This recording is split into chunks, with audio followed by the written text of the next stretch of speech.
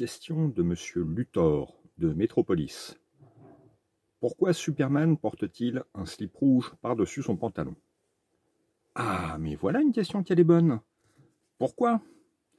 Pourquoi ce fashion faux pas, ainsi appelé parce que faux pas? Eh bien, je vais vous le dire, parce que ce n'est pas un slip. Je vous le jure, sur un conteneur de kryptonite. Mais revoyons l'action au ralenti.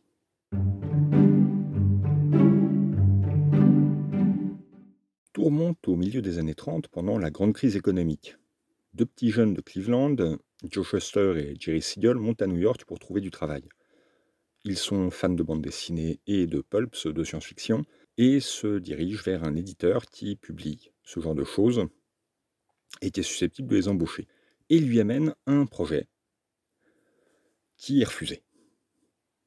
Dès lors, ils se retrouvent à travailler sur d'autres choses, des histoires de détectives et autres, qui leur plaisent beaucoup, dans lesquelles ils s'amusent, mais ils ont toujours ce vieux projet qu'ils veulent publier. L'occasion leur en est donnée en 1938, quand il s'avère qu'il manque une douzaine de pages dans Action Comics et la couverture. Action Comics étant la nouvelle revue que l'éditeur veut lancer en grande pompe.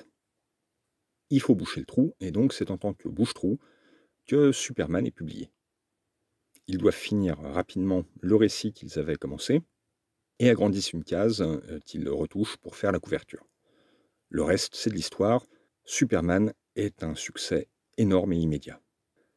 Quel rapport avec la question? Eh bien, c'est simple. Mais il faut encore remonter quelques années en arrière, et un monsieur Léotard. Non, Léotard. Non, pas toi non plus, on t'aime beaucoup, mais non. Non, sérieux les mecs? Non. Ah. Voilà, Léotard que jamais.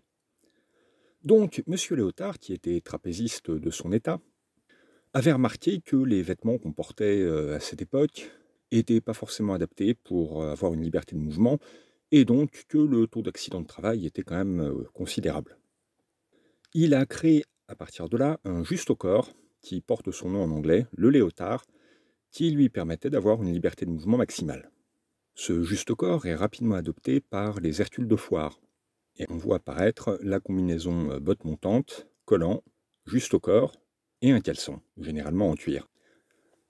Avec les spectacles de music-hall, les Hercules de foire et autres, ce costume finit par représenter la force brute. Et c'est là qu'entrent en jeu Siegel et Shuster qui veulent donner à leur personnage un costume indiquant qu'il est effectivement un Hercule des temps modernes. D'où le collant et le caleçon par-dessus. Et voilà, sous vos yeux ébahis et sous un tonnerre d'applaudissements, résolu pour vous le mystère du slip de Superman.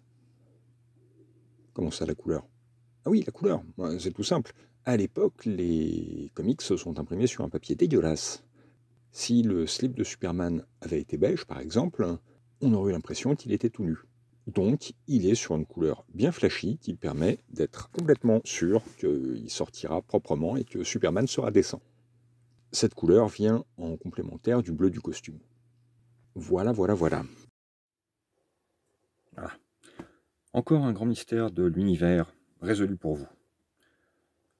Par contre, pour le slip rouge de Sean Connery dans Zardoz, j'ai aucune explication rationnelle. Même le fait que c'était les années 70 ne suffit pas à tout expliquer.